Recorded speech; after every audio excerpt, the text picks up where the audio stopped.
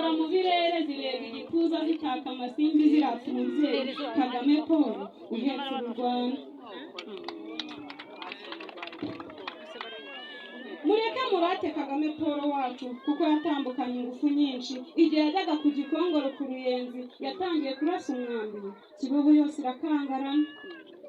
Ndibuka yirukana Abafaransa mu Rwanda bari baje bigiza Abanyarwanda ngo bigarurire iyo Gikongoro yacu, nyamara we yari yararangije kuyisinyira.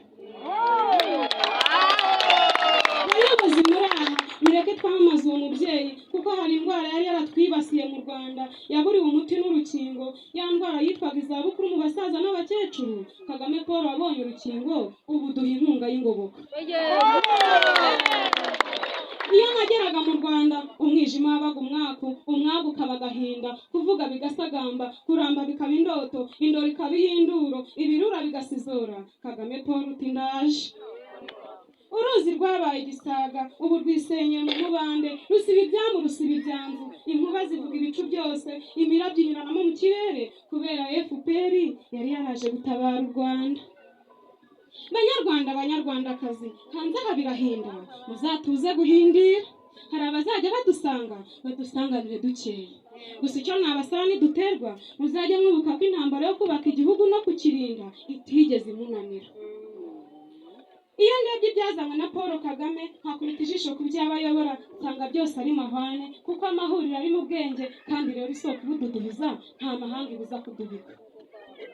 None banyarwanda, aho ntimwenda kutagahinda ko yaduhaye ataduhimirira, aho ntimwenda gushira icyusa ko yaduhaye agasiba icyena, aho ntimwenda gusinzira ko yadusize akamara imfimbo. Ninde uca ruswa hano mu Rwanda akangana inzangano hano i Rwanda? Ninde wanze ubunebwe i Rwanda akoranya imbaraga z'Abanyarwanda? Si Paul Kagame wacu mwiza? Banyarwanda muri aha mureke tumutore, ndavuga Kagame Paul, dutabara ingobyi yacu, tukayihindura ingoro hirya, tukayitambira ingogo nyinshi, twakayirinza inguma z'ishyanga.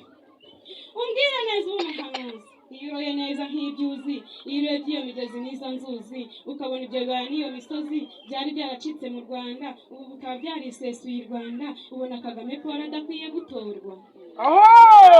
Kandi ikizi buzuyemo ikizizi, bahura n'imbwebwe yaganaga igishibwe, irahagarara irareba, nta bwenge nta bwoba. Izo ntwari zigenda zikoreye imidanda, ndavuga iza FPR zije gutabara u Rwanda.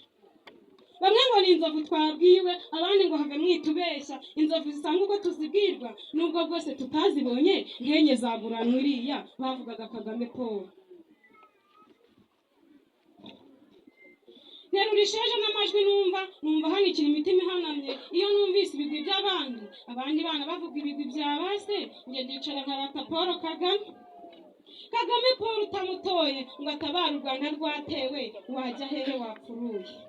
Mbese Kagame Paul ashatse kurizibiranya, ndavuga isasu barasa rigaca ahandi, ubwabo barasa bikaba umunsi, ntiwashimira FPR. None bayobozi bacu, muzambwira iki ninza nanamije mu myato, ndi mu bigwi by'urugereko, nkuye mu rugerero, namamaza Kagame Paul ngira ngo tuzamutore kuko abereye kuyobora u Rwanda.